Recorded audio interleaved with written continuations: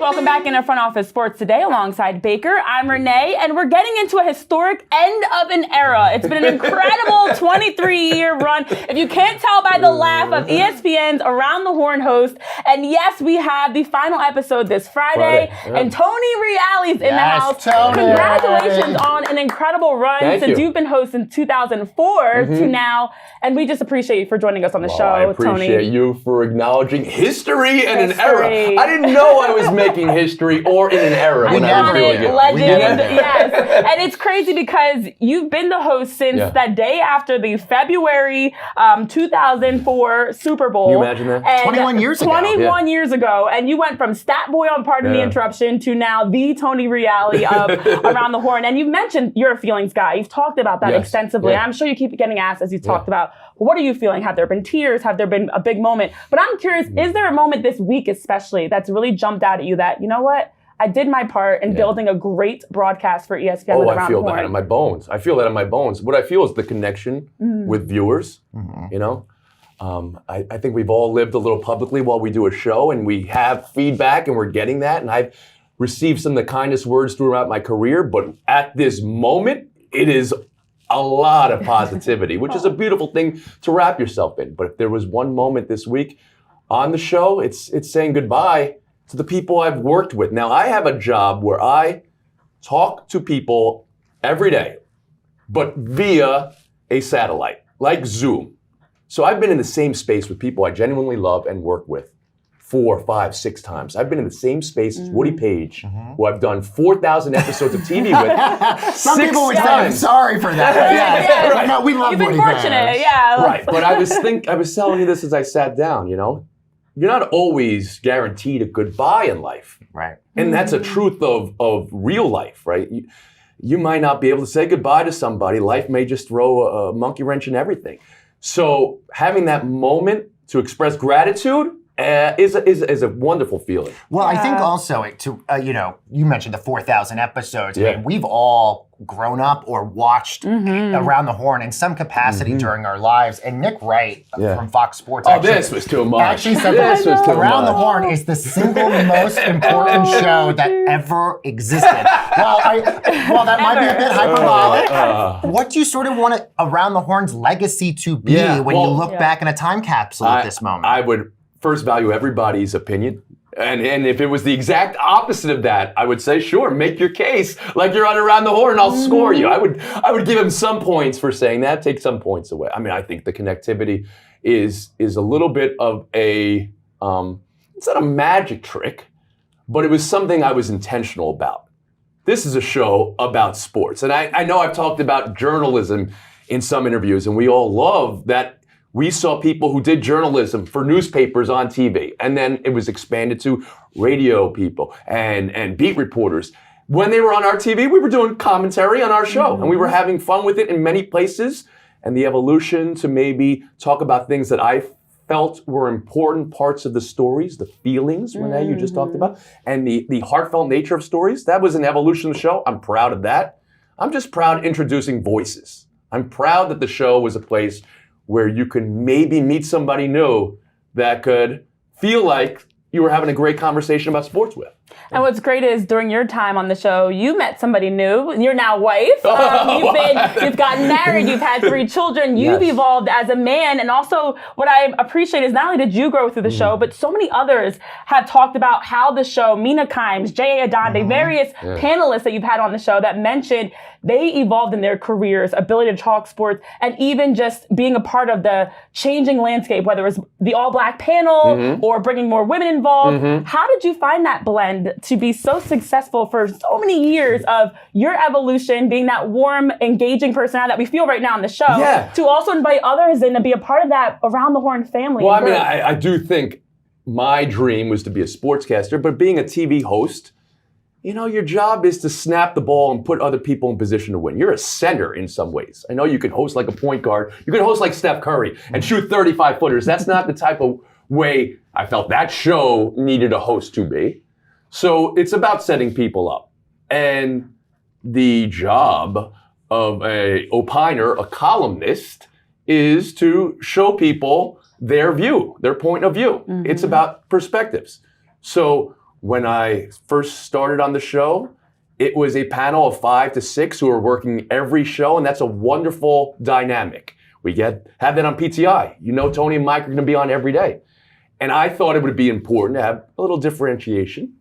So this would be a show that you would get more variety, an eclectic group of people. And I want to be able to have any conversation at any time. If we were to talk now on the street about sports, you know, you can bring anything you want to the table. I'm not going to say, wait, hold on a second. I don't want to hear about your private life while we're having this conversation. We'd have a flowing conversation. But I want the 20-year-old to be able to talk to the 70-year-old. And I wanted men and women, of course. And I wanted people from different backgrounds and different sports. And I still think we could have kept on expanding and bringing in more voices because there's no limit to that. And every conversation, I think, is better with full voice. And that's really important. And we're going to take a quick break. But coming up, we've got more conversations with Tony around why ESPN decided to end the show.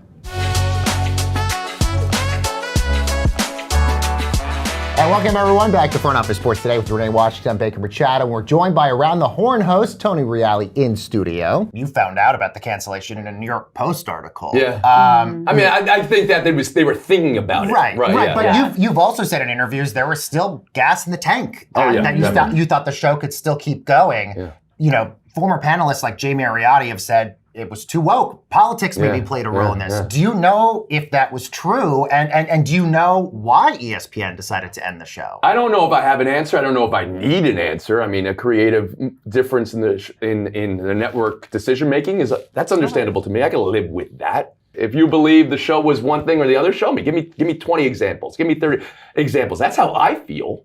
You know, we've done 50,000 topics. I don't believe the show was to anything, honestly. Maybe we had a lot of people. I believe that was a strength of the show. Maybe we did a lot of different stories other shows on the network weren't doing. I believe that would be a strength of our show and of the network. That we had a host that was very heartfelt and too feely and too serious for some topics. Maybe that is a good thing to have when other shows can put on the good cop, bad cop hat or the cowboy hat and laugh at the Cowboys for losing. I think a network is best having many different things. So I operated in that way, but I never got one note other than keep on doing what you're doing, and I didn't get many of those either. I felt very comfortable that the show was in a safe place. So it was never, we didn't have controversies. Right. We didn't have, I never once did I say we should retract something. Right. Never once did I hear from anybody making decisions, but I don't know if I'm going to ever get that answer or need that answer. I don't. I mean, it's going to be a couple of reasons, but I know, again, what our value was. I know how this show drove ratings. I know how this show expanded the universe of the industry to the benefit of the network. So a question you asked before, did the show become too diverse and too numerous panelists? Well, many of the people we happily introduced are frontlining the highest properties of the network right now. And that's evident. That's right there. So it wasn't because of that. And it wasn't because of the ratings, because I know exactly, and they have said this publicly too. So if it's not that, then it's just because things had to change and decisions they made affected other decisions. Well, the fact that PTI is staying on, and there was even talk for a while that maybe PTI was going for an hour. Well, of course it is, of course. Yeah. And there's even reports out there that maybe there's life for PTI after Wilbon and Kornheiser are no longer there. But I guess it gets to me as a viewer, maybe confusion as to why is one property, as you correctly mentioned, you're doing great in the ratings. Yeah. How is Around the Horn not sort of in the same sort of breath as PTI in terms of staying? I feel like those two shows you mentioned, I could speak to this. This is my bones. I mean, they're both by the same production company. Yes, right. And this is where I was born and raised, and I'm a biased person. This is reality bias right here. These are the two most underrated shows on the network, and PTI may be the most underrated show, you know, of its kind, you know, in that space, because it is a behemoth in metrics that people have traditionally counted. And now maybe you could say we're looking at impressions and digital spaces and all these things, and certain energies from a network are put towards expanding that. But you're making TV? Yeah. Have the biggest show on the network, you know, daily show. Daily is different. Of course, there's incredible moments. Scott Van Pelt is just a wonderful show to watch. You're coming out of a game, you're getting Scott Van Pelt. He's giving you the best thing he saw, and that is a great thing too. And the network will and should aspire to have all different things. But you're going to tell me Tony and Mike and that dynamic on TV and the the eyeballs that are put on there and the intelligence of that show and the bones in journalism. Again, they're doing commentary. That is the most important show for the network, and the numbers and the history prove that. Yeah. Well, as you mentioned, just finding out the details around the end of your show, and you're such a likable guy. You radiate with this positivity. I'm curious to know, was there any conversation that you had with ESPN that maybe left you feeling a little bit surprised by the place you've called home all these years? I mean, of is there course. any animosity, frustration? Renee, I've never been broken up with in my life. Now, how do you become a stat boy? How do you become stat boy? Stat. You don't date anybody in high school. You just read the encyclopedia, you know? Right. So there was a pretty obvious reason why. So I had never been in that situation before, and I was disappointed. But I also have a feeling in me like I can change their mind. I mean, that even when they were in the room and saying this is what's happening, I was surprised myself by the outpouring that came. I mean, you knew you were going to get something, but my feeling of this show was we did very good. We were 70% success rate among reviews and comments and all these things that maybe you just kind of keep a metric in your own head. And when it came out, it was 97%, right? That was not something I was prepared for. I wasn't prepared for. I've said this, the 4 million clicks. I said, I'm going to respond to everybody who sent a nice note. I said this out loud. And then I looked at who was responding, and it was millions. And I'm like, oh my goodness, you know? And I feel that even today, I can take a critical view of the show and an article or two here and understand my own truth. And I can take a critical view of we're going to say goodbye to the show and understand my own truth. That we made 4,953 episodes. And Sesame Street hasn't done that yet. And Oprah Winfrey Show didn't get to that number. And David Letterman didn't get to that number. And when they tell us it's over, why do things end? Because they have to end. Interesting. Well, it now makes you one of the hottest free agents on the market with your contract up this summer. So I'm curious to know, what is next? Is there a specific type of show that you want to be on? What are you looking to do, Tony? Next. Give us the Everything insight. is in front of all of us. But I'm somebody who siloed myself away for love with one thing for 23 years, you know? And I now loved what that was. I felt fulfilled doing one thing. And now I want to do everything. So for me, I have, as you may have alluded to, become an adult on TV. I was a kid when I started. I was early 20s. 23 on PTI, 25 when I was hosting a show. I had to figure out who I was as a person while I was doing the show, and I appreciated the breadth to do that. But now I know who I am, and I know how much I love doing the mechanic of TV, and of course I love sports more than anything. But there's a whole part of me, like game shows and parenting stories and kids. I love kids. I used to be one. Yeah. See how much of a ham I am? And the fact is, I think there's going to be incredible programming available in new landscapes that I'm now still educating myself. The digital world. I didn't know what that was. I dreamt of having a TV show on ESPN. You know, that was it. Now I know what's available. You can do any number of things. So I'm going to be doing the biggest sporting events in the world, and I'm going to be doing game shows, and I'm going to be doing kids fair in some sort of way, or parenting, sports parenting and kids fair. Very excited for you, Tony. We've got to take a quick break, but coming up after this, we're going to get into more with Tony on how the point system works.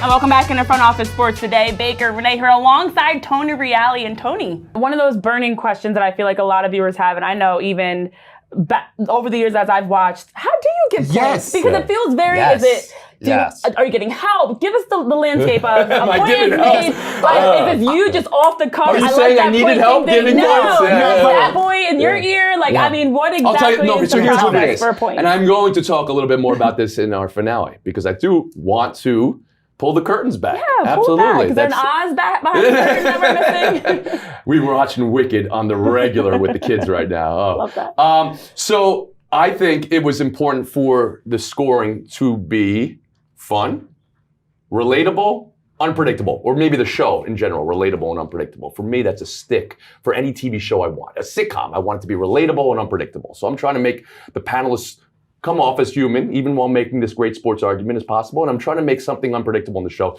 That to me became, the mechanic is the scoring system. So now, how I score you one day may not be the way I score you the next day.